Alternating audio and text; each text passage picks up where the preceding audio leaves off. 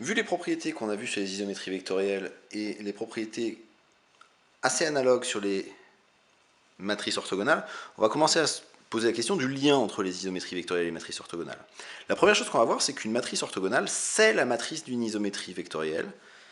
Je prends M, une matrice carrée, et j'appelle U, l'application qui va de Mn1 de K dans Mn1 de K, qui a une matrice colonne grand X associée M fois grand X, qu'on appelle parfois l'endomorphisme de Mn1 de K canoniquement associé à U, endomorphisme canoniquement associé qu'on a déjà manipulé dans le chapitre sur la réduction des endomorphismes et des matrices.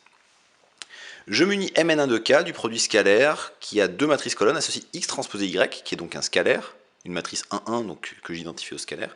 Ce produit scalaire, on l'a déjà rencontré précédemment dans le chapitre. Et je prétends que M va être une matrice orthogonale si et seulement si l'endomorphisme canoniquement associé U est une isométrie vectorielle. Et pour cela, je regarde U est une isométrie vectorielle si et seulement si elle préserve le produit scalaire, c'est-à-dire si et seulement si, quel que soit grand X et grand Y des matrices colonnes, le produit scalaire entre Mx et My vaut le produit scalaire entre X et Y. Mais comme le produit scalaire c'est la transposée du premier fois le deuxième, j'obtiens que U est une isométrie vectorielle si et seulement si pour tout X, Y, Mx transposé qui fait X transposé M transposé, puisque la transposée d'un produit c'est le produit des transposés dans l'autre sens, fois My égale X transposé Y. Si je passe tout du même côté et que je factorise par X transposé à gauche et par Y à droite, j'obtiens que U est une isométrie vectorielle si et seulement si, quel que soit X et Y, X transposé fois M transposé M moins IN, Y égale 0. Et donc, déjà on a un sens. C'est-à-dire que si M est une matrice orthogonale, M transposé M moins IN vaut 0, et donc cette égalité est vérifiée, donc U est une isométrie vectorielle. Réciproquement, si U est une isométrie vectorielle, comme ceci est valable pour tout X, Y, je peux poser un Y quelconque, et X qui vaut M transposé M moins IN fois Y. Et donc la relation étoile, elle vous donne que le vecteur, la matrice colonne M transposé M moins IN Y transposé fois M transposé M moins IN Y égale 0. Autrement dit, la norme au carré de cette matrice colonne est nulle. Ce qui signifie que pour tout Y, M transposé M moins IN Y vaut 0. Et donc, que le noyau de M transposé M moins IN, c'est Mn1 de R tout entier, c'est-à-dire que la matrice M transposé M moins IN est la matrice nulle, donc que M est une matrice orthogonale.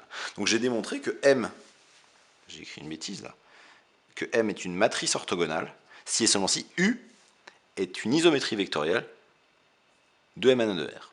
Mais là, ce qu'on a fait pour l'endomorphisme canoniquement associé, en fait, on va voir que ça marche dès lors qu'une matrice représente un endomorphisme relativement à une base orthonormale. La propriété est la suivante. Je prends E un espace euclidien et B une base orthonormale de E. Attention, il est indispensable que la base soit orthonormale. Je prends U un endomorphisme et j'appelle A la matrice de U relativement à B. Eh bien, je prétends que U est une isométrie vectorielle si et seulement si A est une matrice orthogonale. Pour démontrer cela, B, je la note E1En. Par définition de A c'est la matrice de U de 1 jusqu'à U de N dans B.